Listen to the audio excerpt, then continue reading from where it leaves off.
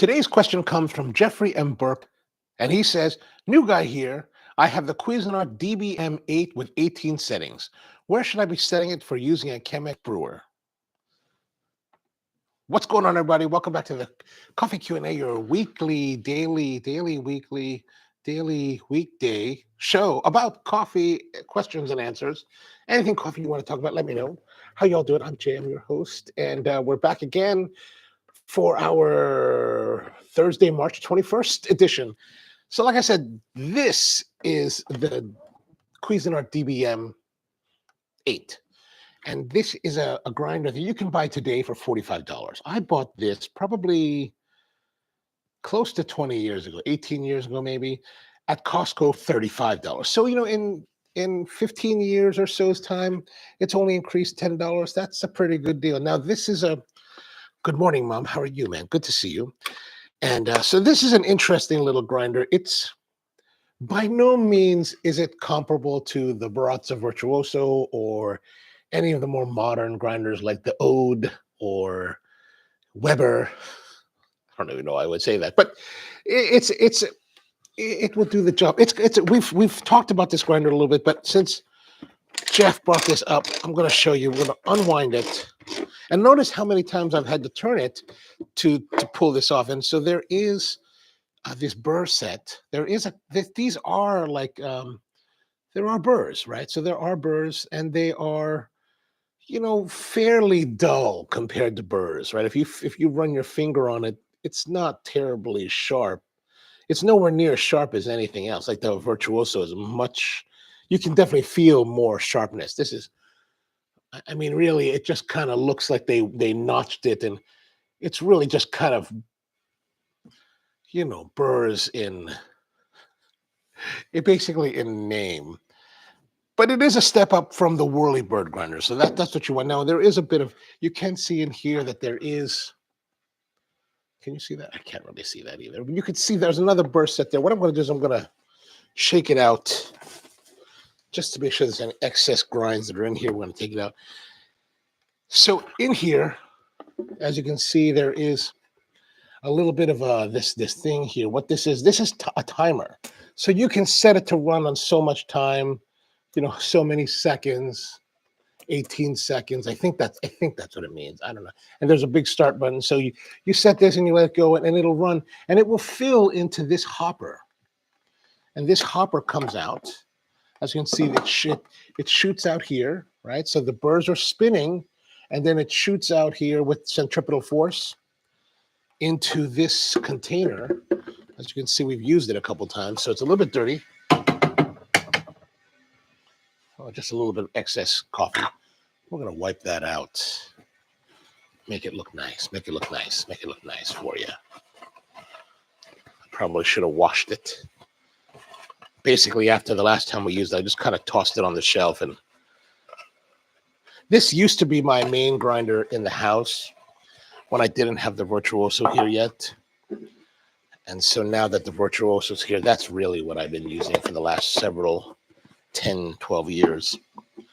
There's also a cap. So there's a lot of dust. You see a lot of fines in this coffee and with this grinder. So that's a little bit of an issue for it. There can be some, what do you call it? Static generation,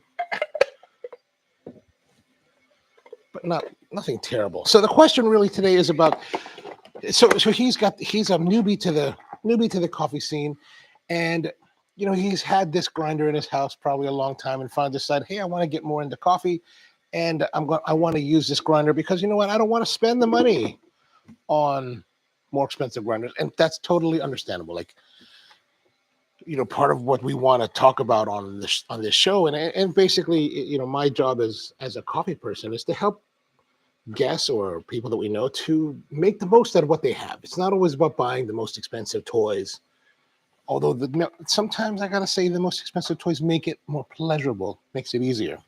So one of the things to keep in mind is that there's a little bit of adjustment here. You can see this adjustment collar. Good morning, Craig. How are you, man? If you could file you can file the powdered metal burrs to get sharper. That's true. That's true.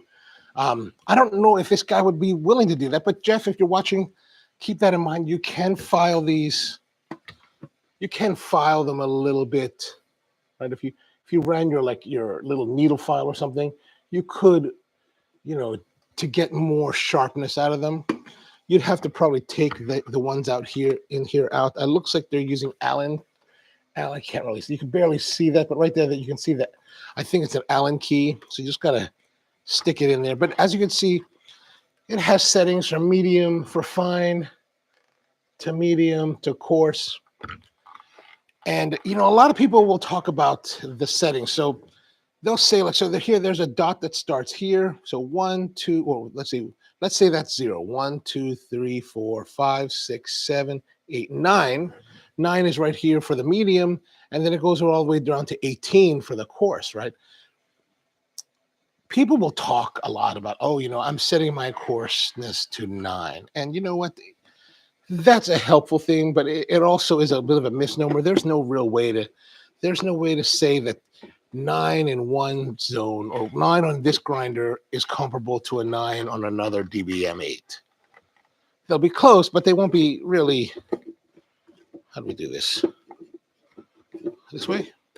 So you screw it on counterclockwise or clockwise. And so once it starts to click, you're going to hear it start to click.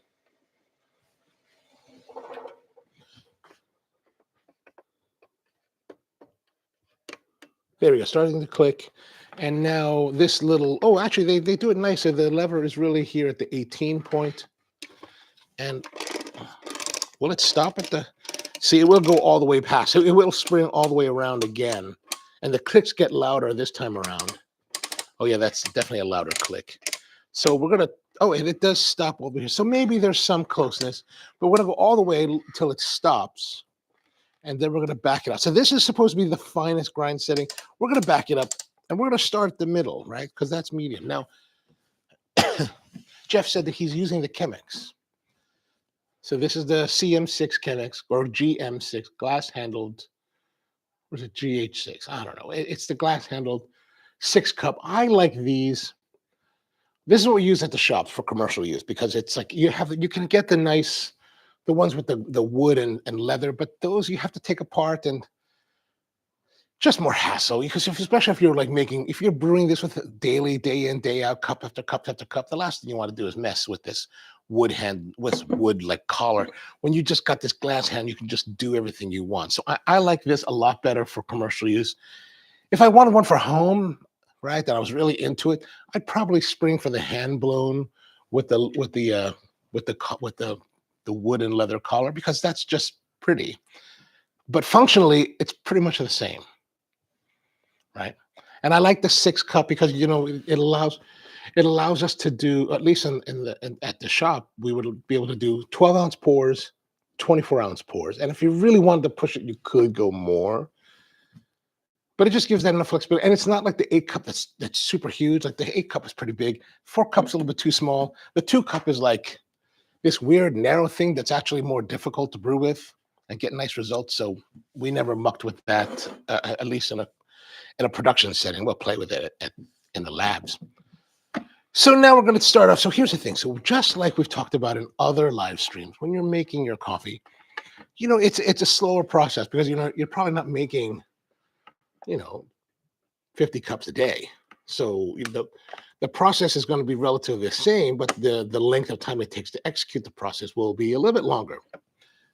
So, for example, if I bring a cup of coffee in a shop environment, let's say I'll make 50 cups in the morning, or 50 cups in a full day in a work shift. I'll brew one.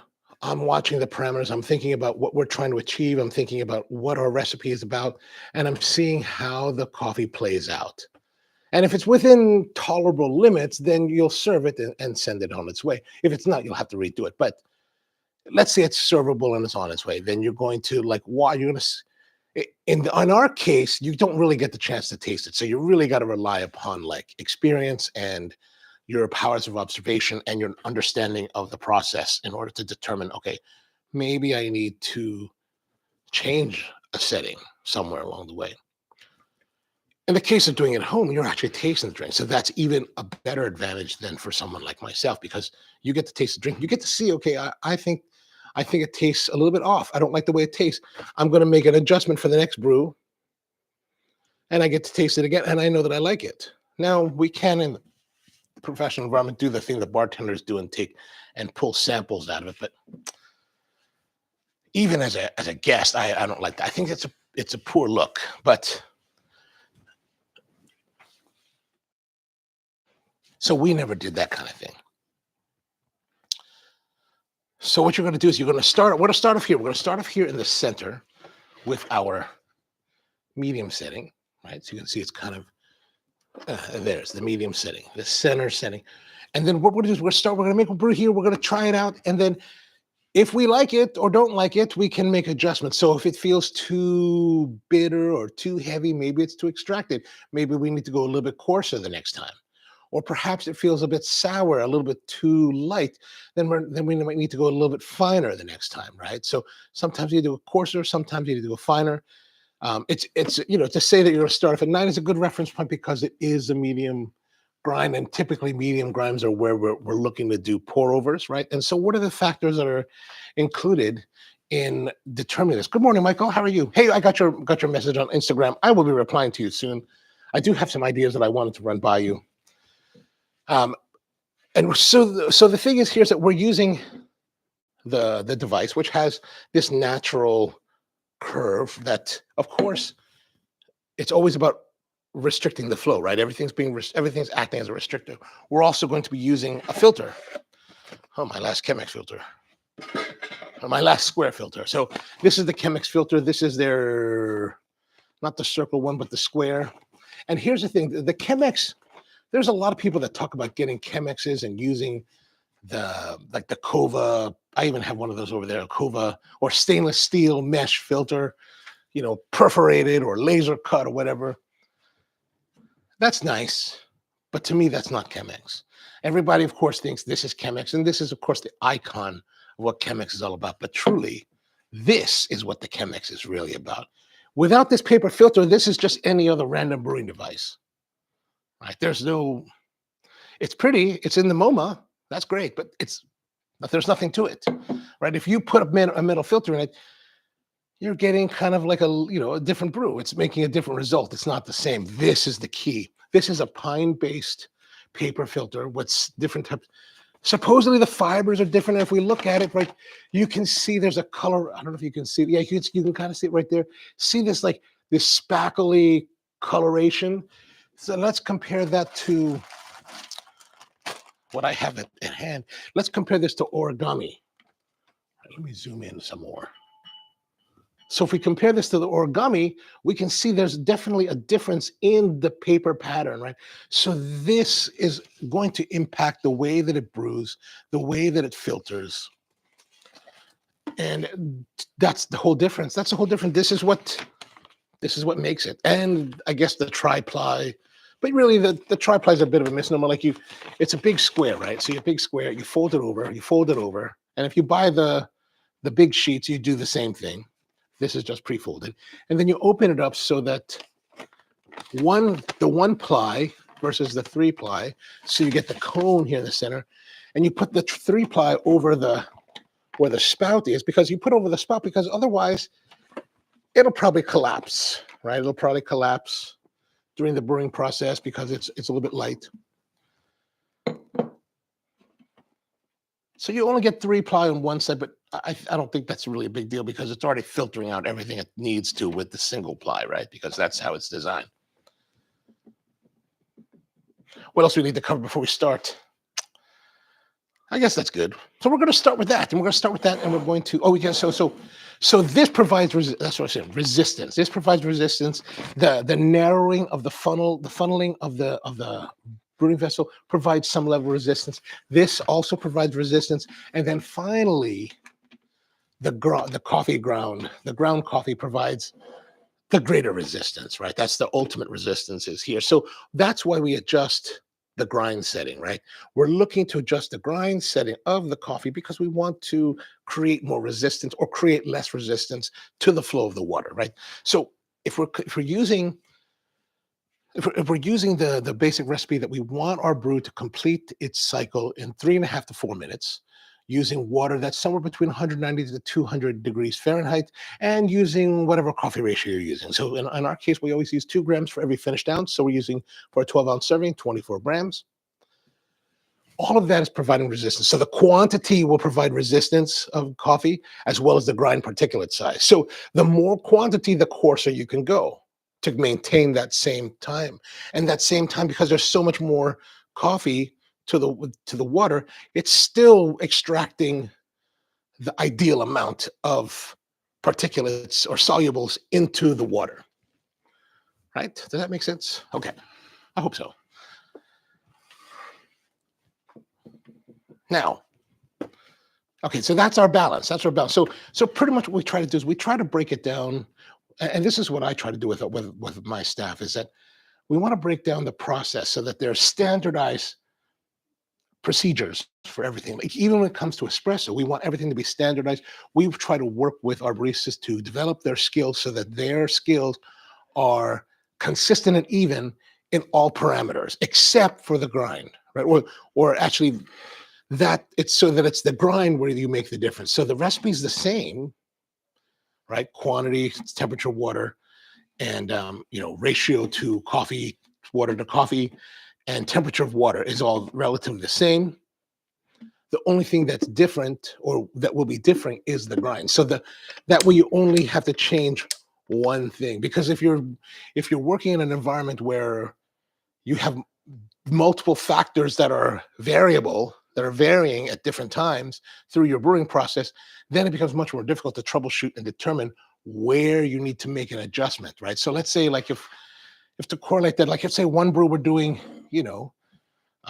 400 milliliters of water, and then another brew we're doing 325, another brew we're doing 350, another brew we're doing 375, and then another we're doing 450, that fluctuation will affect the way the coffee brews. It will affect the results, and you may be trying to hunt each brew, but every time you change the quantity of water and maybe even the temperature of the water, then you're like, well, this is almost rendered moot, because you're chasing something that you can never catch up to because everything else is in flux.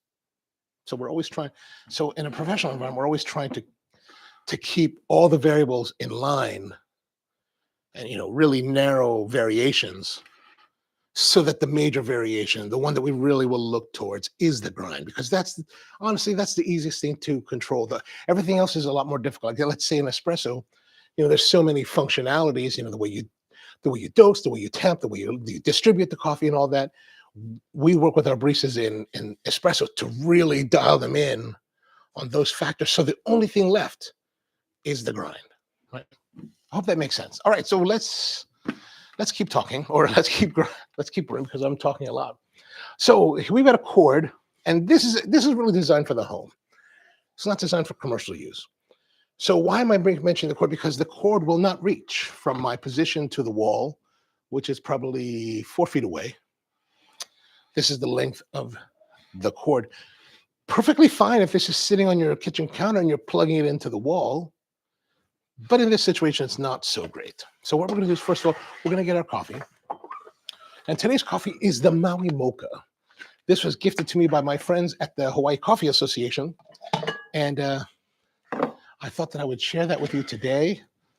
Let's move this computer out of the way so that it's prettier so that the frame is pretty. Which way should we go with this? We'll go that way. Or maybe like that's prettier. Yeah, that's good. So the Maui Mocha comes from Maui, and it's a mocha. Look at that, little tiny beans, teeny tiny beans, like super, like pea berry type of. No, they're not pea berry. They're just small beans. So the mocha, I guess that's the varietal. Really nice, like cocoa, baking cocoa, like kind of like Dutch processed chocolate, cocoa powder. Like, I don't know if you ever worked with that, but we have a lot of that when we're running the kitchens for the baking. We had a lot of that. So there is the coffee, Maui Mocha. Now we're going to weigh that out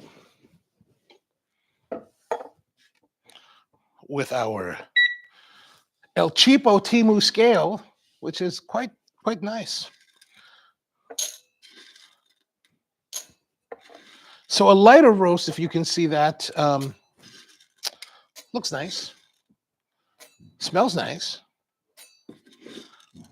We're going to 24 grams.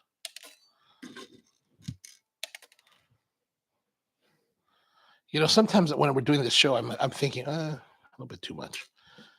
The nice thing is that with these small beans, you can kind of tailor a little bit tighter on the tolerances. Of course, this scale is not so responsive. Oh, 22.9, how too little. Yeah, 24.4. We're going to leave that. All right, now we're going to do is we're going to take this, we're going to pour it into the grinder. Oh, put that in too. And as you can see here in the grinder, it kind of, we want to shake it around so that it gets all into the grinding place. And then we're going to put this on top. We don't want popcorning.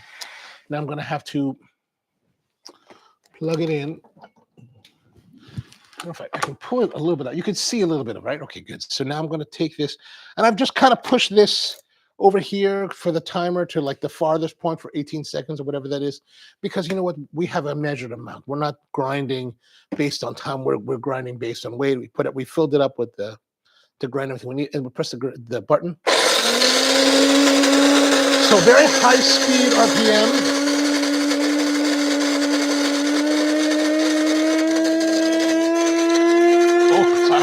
There's a lot of popcorning happening. So to stop it, just pull the switch. Just want to do a second time just to make sure any kind of beans that may have popcorned while it was spinning, and after it stopped spinning, would have fallen into the burrs, just to make sure it goes through. All right, let's open it up and have a look. We'll zoom in a little bit more. I feel like we're always so far away. So as you can see here, there's a lot of fines. There's a super amount of fines, a little bit of clumpiness. It looks quite fine at the moment. So, but we're going to see how it performs, because the only way to know is by actually brewing with it. Let me just do some housekeeping here. My little monkey pod. Actually, that's a nut, for like a party nut tray. You put your nuts and stuff in there. And I just found it. I was like, oh, that's kind of fun. All right, so let's get we're going to put the Chemex here. We're going to take the Chemex filter. Again, we don't rinse the filters because they don't need to be rinsed. There is no off flavors when it comes to bleach filters, or we need to zoom out. Let's zoom out. Not too much. Okay, so there it is. We're 3-ply on the side that has the spout. We're going to add the coffee.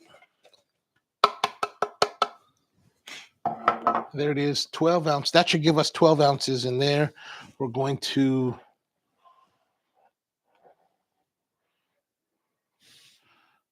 zero that. Just going to reheat the water up to speed. Again, if you guys got questions, let me know in the comments, anything like that. Always happy to talk about it. All right, good. We're going to get our kettle.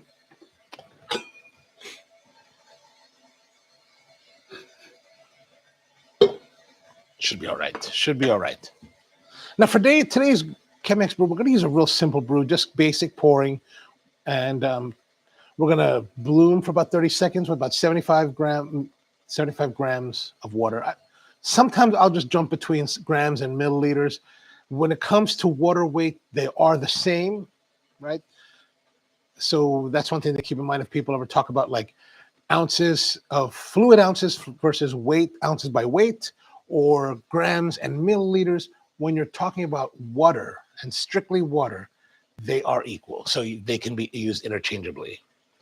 That is not true for other liquids. Or anything that you mix with water will be a little bit of difference in weight. All right, so we got our boiling water. Transfer into our Hario Bono kettle. I tell you what, man, these Bonos are champions. And this Bono kettle has been used by my baristas at the shop for you know, for 15 years. All right, so we're going to start the timer and let's go.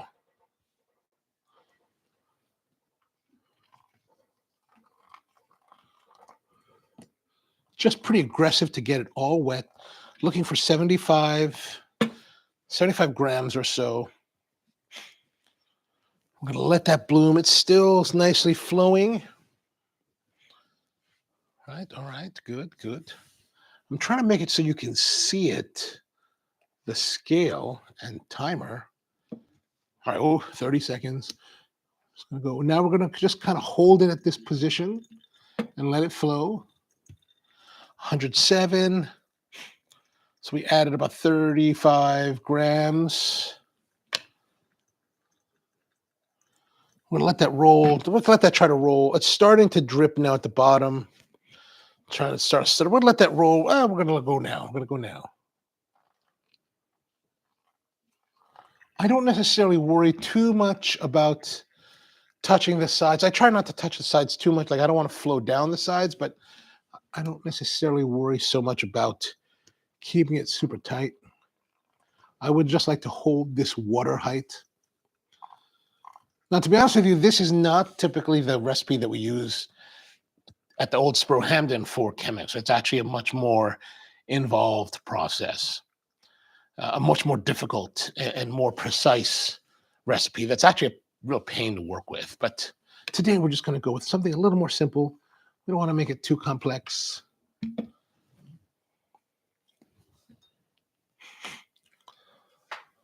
One minute 44, 180 grams.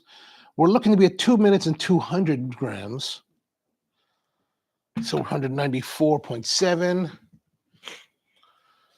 Close, close, close. So as you can see, I'm not necessarily pouring the same amount of volume at each interval. I'm just pouring in order to hold it at the relatively same brew level, because I want to keep all of the coffee saturated during the brew cycle. That way there's always, all the coffee is exposed to water and always extracting. And if we get everything correctly, as far as, you know, volume of ratio of water to coffee, temperature of the water, and grind size, it should flow in the right amount of time. So now we're almost 250 at 248. So we are running a little bit slow. So as you can see, I'm going to say we're probably maybe 415 total brew time, maybe a little bit longer. 259, 3 minutes. So we're down to the last minute. We still are short by 90 grams. And that's just not 90 grams dispensed. That's also 90 grams flowed through. 274, 315. This is where, as a barista, I would start to get a little bit antsy, a little bit nervous, like, oh, we want to finish out. And this is also where I would start to think about, okay, for the next brew, I'm going to go a little bit coarser. But I'm going to wait to determine that truly until the brew is finished. But at least I'm starting to think that, okay, the next time, it's time to go a little bit coarser, and maybe just one click on this particular grinder. All right, 338, 292. We're going to rush it just a little bit. We're going to push to 300. So we're past the point where we should have dispensed all 350 and should be flowing down. So it looks like we're going to be closer to 5 minutes now. So maybe we'd want to go with 2 clicks coarser for the next time. Now, if I'm brewing this in a shop environment where we're brewing nonstop day in, day out, or, you know, back-to-back brews, I may only adjust it a little bit, like maybe 1 click for the next brew and see how that goes. We're at 330, 412. So we're over time now. So what I'm going to do is I'm going to push it to the full volume, 349. That should, 349.9. Let me add one more. Come on, please. Do it, do it, do it. 352.2. All right, there it is. So now 436, we still have a lot of, so like I said, we're closer to 5 minutes. We'll be closer to 5 minutes, so it'll be a little bit long. We're going to expect it to be a little bit on the, maybe a little bit heavier side, maybe we're going to start to see some bitters introduced to the cup. Maybe.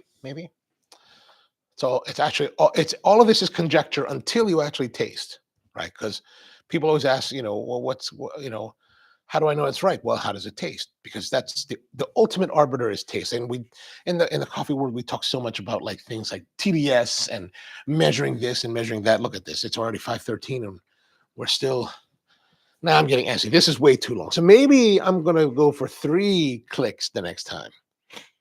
But depending on the grinder, that could overcompensate. And that's also another, as you're working with your equipment, you have to learn them, right? So 3 clicks on this may be 2 course, whereas 3 clicks on something, let's say like the Ode, may not be enough, right? So you kind of have to play with your equipment and understand how it works and really just get a feel for it.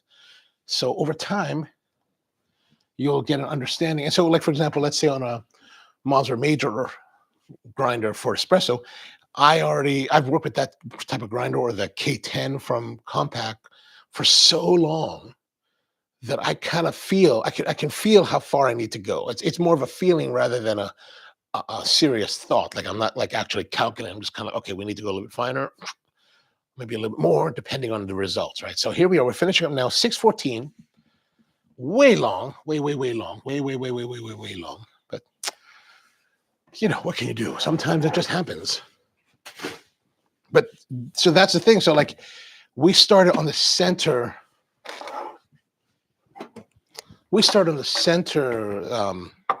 Setting, the medium setting, which is where you should start. And now we can think, okay, for the next grind with this coffee, maybe 3 might be too far. Like I feel that's really far, but at least 2.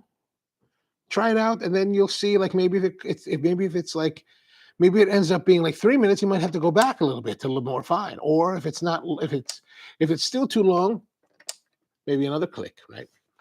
That's basically the way that we work it, the easiest way to do it. All right, so let's have a taste of our Maui mocha from the island of Maui, not too far from Lahaina, from my understanding, which I just saw a video from Lahaina. It's still very decimated. Now, there's an interesting cocoa. Still that cocoa aroma is kind of flowing towards my nose as I was pouring it.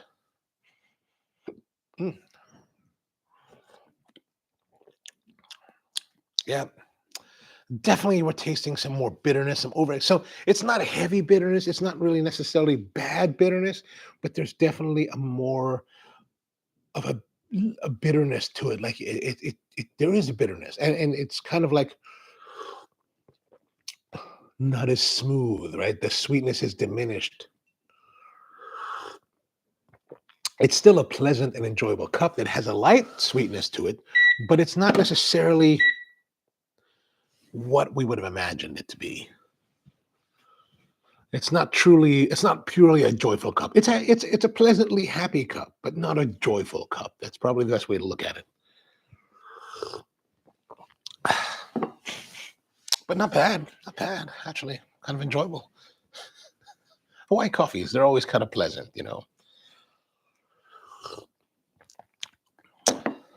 Maybe a little bit soft.